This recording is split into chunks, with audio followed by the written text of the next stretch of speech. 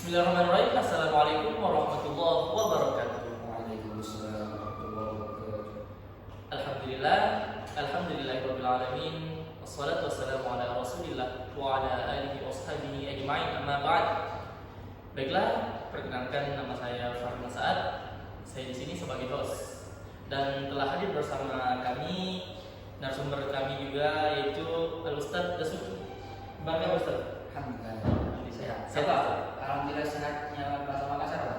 Ini Ustaz. Ada Agak kareba berarti Ustaz bilang baik-baik. Baik-baik. Iya, baik. Ya, di sini kami ingin bincang-bincang sedikit soal apa itu ilmu nagong. Jadi kami ini Ustaz semua penasaran apa itu ilmu nagong Ustaz. Nah, kalian juga penasaran kan apa itu ilmu nagong? Langsung saja kita bertanya ke narasumbernya. Jadi yang pertama ini kami ingin nanya Ustaz, ilmu nagong itu apa sih Ustaz sebenarnya? Ilmu nagong itu sebenarnya luas tapi sempit. Oh ini Ustaz, mananya Ustaz? Maknanya. Iya. Ini dalam perspektif saya. Oh iya. Jadi ilmu nagong itu simpelnya adalah ilmu yang mengatur tata cara berlaku dalam membaca Al-Quran. Itu simpelnya. Oh gitu. Jadi, kemudian ada pertanyaan, kenapa kok bisa ada ilmu nagong ini? Rasanya saat ini sangat penting ya, karena Iya. kita maklum di luar sana tuh banyak orang-orang oknum-oknum yang membaca Al-Quran itu dengan sembarangan. Oh gitu ya. Ya. Akhirnya menurut saya kehadiran ilmu nagong ini sangat jadi pahlawan Iya. Di kalangan masyarakat. di kalangan masyarakat. Wah ini loh, ada lagu-lagu yang mereka mengatur ilmu yang mengatur tata cara membaca Al-Quran. Jangan sembarangan, karena Al-Quran kan ada peraturan. Baiklah, Ustaz kan nagong itu menjurumus kepada lagu kan Ustaz? Ya. Dan masing-masing mungkin orang ada mempunyai ciri khas lagu macam-macam Ustaz.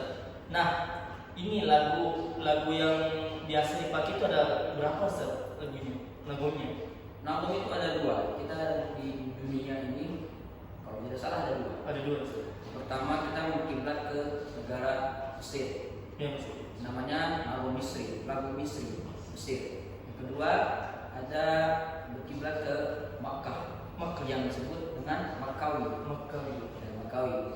Nah, kalau yang Makkawi ini saya nggak tahu. Nah kalau yang Mesir ini yang umumnya di Indonesia dipakai. Pertama Bayyati, kedua Hijaz, yang ketiga Nahawan, yang keempat ada Ros, yang kelima ada Jiharkah, yang keenam ada Soba, yang ketujuh ada Sikap. Sika. Berarti ada tujuh. Betul. Ini dari Mesir ya Makkawi? Ya, Mesir. Misri. Iya. Oh, dari ketujuh lagu Ustaz boleh dicontohin nggak? Dua contoh aja. Dua contoh. Iya. Boleh. Mungkin, iya. Tapi suaranya besar nggak apa ya? Nggak apa-apa Ustaz. Soalnya saya bukan kori.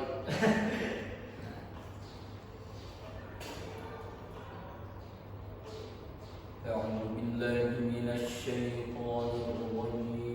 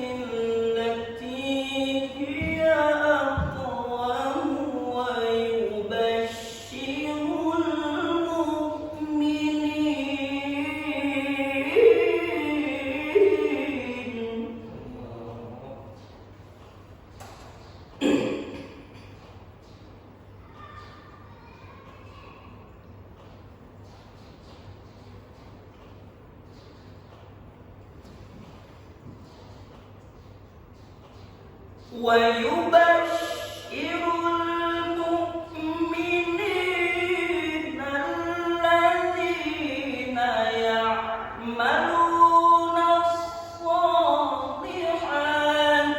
أن لهم أجرا كبيرا.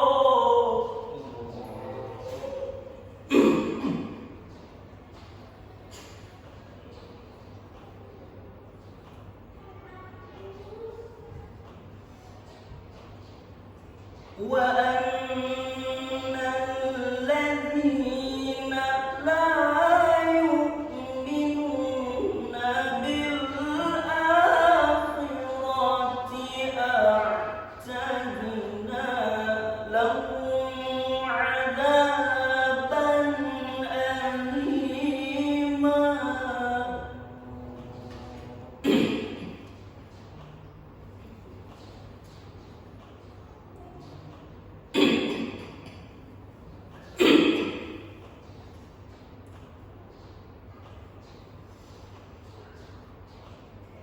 ويدعو الإنسان بالشر دعاءه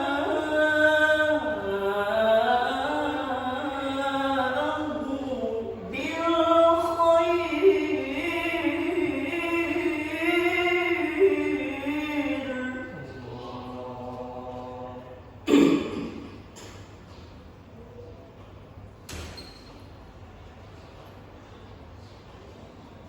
وكان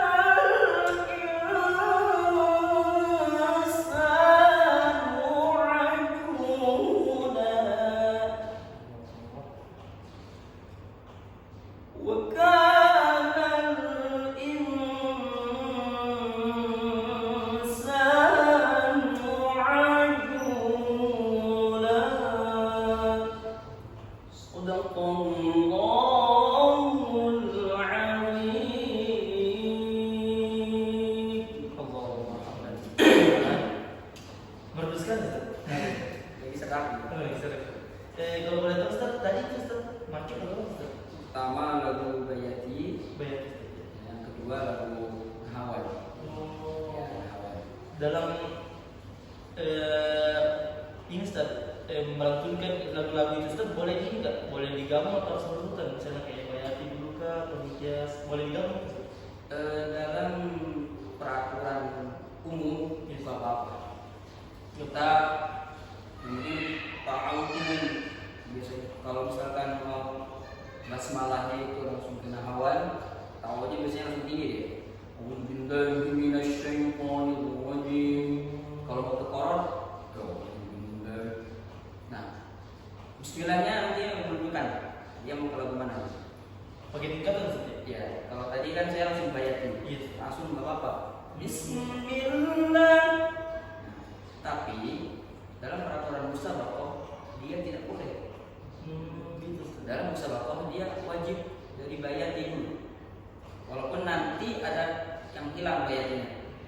Misalkan biasanya itu dari koror, Husaini, kejawab, jawab. Ya, kalau zaman sekarang, baru nanti nahawan. Nggak boleh di Ustaz ya? Kalau di MTQ nggak boleh, dia harus dari bayati baru nahawan. Jadi kalau misalkan nanti ada orang MTQ tiba-tiba Bismillah, sebagus apapun dia tidak nilai. Oh, gitu Ustaz. Ya. Apalagi ini ada ini kan cabut makronya Ustaz. Ya, itu dia. Nah, ini yang harus kita ketahui umumnya sebagai mahasiswa Al-Quran. Jadi kenapa ada peraturan cabut makro lagu? Iya Ustaz, kenapa Ustaz?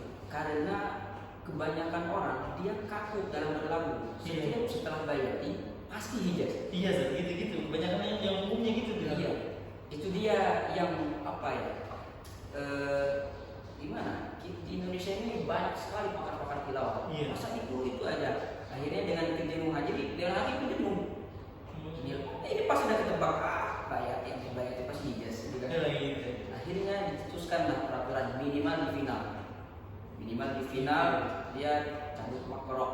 Setelah bayati sikap Hijaz dihantam. Oh, jadi tujuan makmur ini sekaligus untuk menantang peserta juga Ustaz? Iya, menantang. Jadi bahkan ya itu dia yang menarik di Indonesia ini. Bahkan ada salah satu tokoh yang berkata, saya tidak pernah kagum dengan orang yang juara di Inter, tapi kagum dengan orang yang bisa juara di Indonesia. Karena di Indonesia dia harus melewati 9 dewan hakim. Berarti Indonesia ini beda daripada negara Ustaz gitu? Iya, dan Indonesia ini kalau ikut Inter dia udah 90%. Bahkan ada seorang legendaris Ori yang berkata Indonesia itu bisa kalah cuma karena kecurangan. Jadi patut kita berbangga diri jadi warga Indonesia. Karena seorang orang mukri di Indonesia itu luar biasa. Bahkan orang yang terpanjang napasnya di dunia itu ada di Indonesia dan alumni PTI. Alhamdulillah. Siapa itu? Kiai Haji Muammar ZA. Kiai Haji Muammar ZA yang ini Ustaz yang biasa didengarin di masjid-masjid itu. Seluruh masjid di dunia. Masya Allah, ternyata di PTI loh. Kiai Haji Muammar ZA sebenarnya. Iya, Muammar ZA. Dan itu sampai detik ini masih pemilik nafas terpanjang di dunia. Masya Allah. Baiklah, untuk menyingkat waktu, mungkin dari teman-teman sekalian ada yang bertanya? Siapa namanya? Perkenalkan, nama saya Ahmad Syafaat. Di sini bertanya Ustaz. Muhammad apa Ahmad? Ahmad Syafaat. Oh, ada Muhammad dan Ahmad Syafaat. Iya, Ustaz. Di sini bertanya Ustaz. Dari Makassar juga? Ya. Makassar juga? Iya. Astagfirullahaladzim. Sulawesi, Ustaz. Waduh. Mau ditanya pakai Sulawesi atau Indonesia? Saya kalau nanya pakai Sulawesi nggak saya jawab. Biar aja gimana jawab. Iya. Ini Ustaz. Mungkin Ustaz punya sendiri idola dalam poin ini. Kalau boleh tahu siapa idola? Idola saya itu guru saya, Abu Kiai Muhammad Ali, pimpinan Pondok Pesantren Al-Kautsar Pondok Cabe. Itu idola saya juga, ayah saya sendiri. Karena beliau adalah guru pertama saya dalam tilawah. Jadi dulu ketika saya masih bayi merah, itu selalu diajak ketika beliau ngajak tilawah di pondok di rumah. Jadi sampai kalau kata ayah itu saya tuh pertama kali bisa tilawahnya pas bisa ngomong itu. Gitu, Ustaz. Masya Allah. Namun Jadi suatu keunikan gitu, Ustaz. ya, jadi kalau ditanya sama orang-orang siapa idola, ya ayah saya sendiri. Karena ayah saya yang membuat saya seperti itu. Jadi dua. Dan ada satu orang yang paling saya suka dalam bertilawah itu Kiai Haji Darul Hasibuan. Itu luar biasa. Beliau tidak banyak variasi, tapi selalu melibatkan hati. Gitu, Ustaz. Kalau boleh tahu beliau ini asal mana, Ustaz? Medan, Sumatera Medan. Utara. Tapi beliau ini memang udah sering juara ini internasional. Terhitung 5 kali. Masya Allah. 5 kali loh, 5 kali. 5 kali juara nasional. Cuman semuanya saya suka. Cuman yang favorit ini Haji Darul Hasibuan. Walaupun saya sendiri kurang bisa menirukannya. Boleh saya juga, Ustaz. Ini kurang ilmu sedikit soal ini, ilmu nafas. Jadi saya ingin bertanya, Ustaz, kalau boleh tahu cara ini, Ustaz, cara memanjangkan nafas itu kayak gimana? Pertama itu sering latihan. Oh, sering. Banyak yang bilang kalau ketika ditanya nafas itu gimana caranya, dia akan bilang olahraga. Ya, tapi saya lebih setuju latihan dulu berolahraga. Karena tanpa olahraga, kalau misalkan kita latihan terus tanpa olahraga, lama-lama dia akan banyak sendiri. Tapi kalau olahraga aja, nggak latihan, ini apa ya? Seperti mungkin di atas air. Iya, gitu tadi. Oh iya, Masya Allah. Jadi yang pertama itu berlatih. Yang kedua, jangan pernah membiasakan kita mengambil nafas di tengah jalan, di tengah ayat. Itu kebiasaan. Perhatikan kori-kori legendaris Indonesia. Mereka lebih baik tidak sampai ayat terakhir daripada harus motong tengah jalan. Itu membiasakan. Jadi harus latihan dulu baru olahraga gitu. Iya. Oh iya.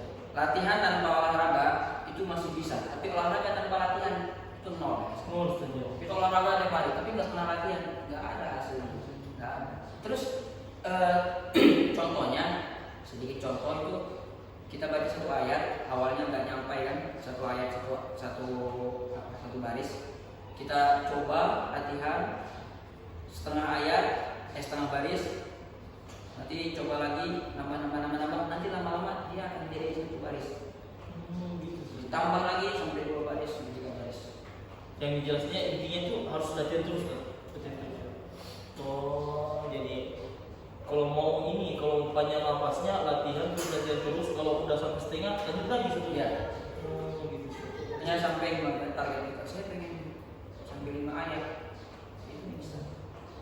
Oh, jadi intinya Ustaz, nagom itu adalah lagu gitu, lagu yang bervariasi. Iya. Dan yang kebanyakan itu kalau di musabaqah yang paling susah itu di Indonesia Ustaz. Iya. Di Indonesia susah lulus Ustaz.